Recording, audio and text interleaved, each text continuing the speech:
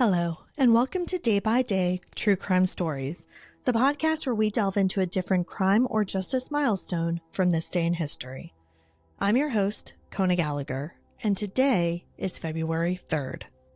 On this day in 1780, a quiet town in Connecticut became the site of an unthinkable crime, one that would go down as the first documented mass murder in American history.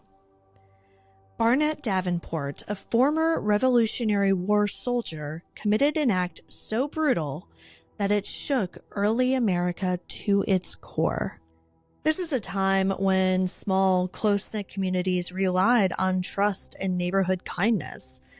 The idea that someone could betray that trust, especially someone who'd been welcomed into a family's home, was beyond comprehension. Today, we're going to explore who Barnett Davenport was, what led up to that horrifying night, and how this tragedy left a lasting mark on American history. Let's get started.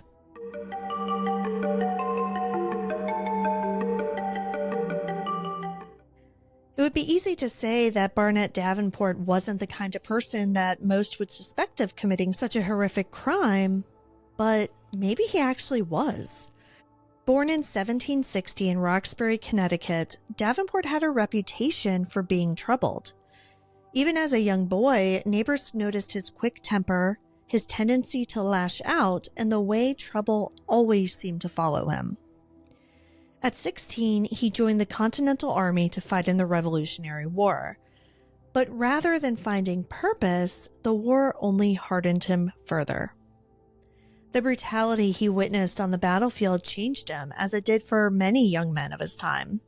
Historian Michael J. Epstein once wrote that, quote, Davenport's generation was torn between the ideals of revolution and the horrors of war, end quote.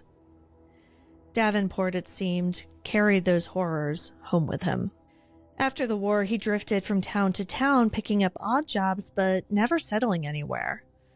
By January 1780, he found himself at the Mallory family farm in Washington, Connecticut. Caleb Mallory, the farm's patriarch, offered him work and a place to stay.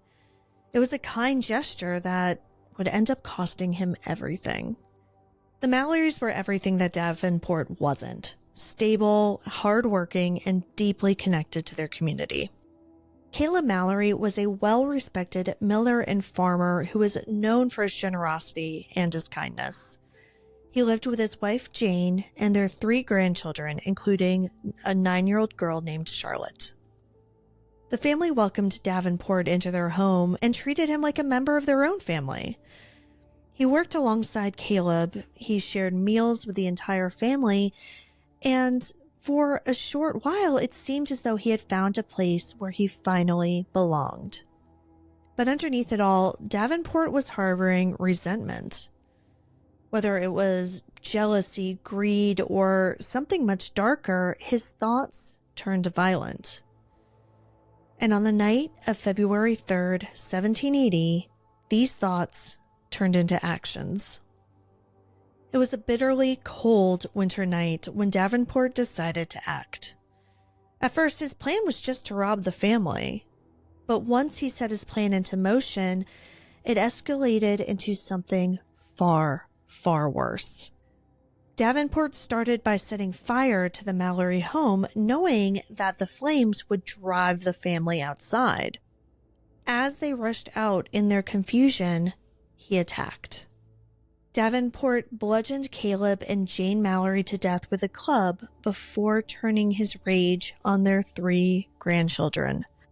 Charlotte and her siblings were brutally murdered. By the time neighbors saw the flames and arrived at the scene, the house was reduced to ashes. Davenport had vanished into the night, leaving behind a crime so horrific that the town could hardly comprehend what had happened and why 5 innocent lives had been taken so brutally. In the 18th century, there were no police forces as we think of them today. There was no forensic evidence, no criminal databases, but that didn't stop the community from seeking justice. Neighbors quickly launched a search for Davenport. They followed his footprints in the snow and gathered information from anyone who had seen him. Within days, he was captured in a nearby town. What followed was almost as chilling as the crime itself. Davenport confessed, but didn't show a hint of remorse. He recounted in graphic detail how he had planned and carried out the murders. A local magistrate later wrote, quote, "His calm demeanor as he described the slaughter was as monstrous as the act itself," end quote. Davenport didn't try to make excuses. He simply stated, quote, "I felt a rage I could not control," end quote. His confession sealed his fate, but it also left the town with even more questions. How could someone that they had welcomed into their home have committed such an atrocity? Davenport's trial was significant. It marked the first documented mass murder case in American history.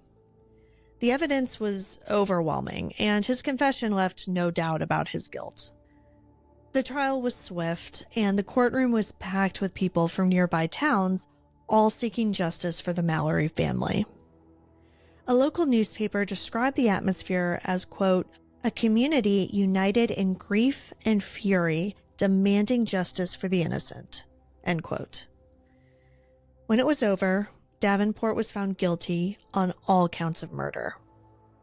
On May 8th, 1780, Barnett Davenport was hanged in Litchfield, Connecticut. His execution drew a massive crowd. Many came for justice, while others were just there out of morbid curiosity. Before he was hanged, though, he reportedly expressed remorse, saying, quote, "I am the author of my own destruction. Let my fate be a lesson to others," end quote. Barnett Davenport's crimes helped shatter the illusion that small communities were immune to senseless violence.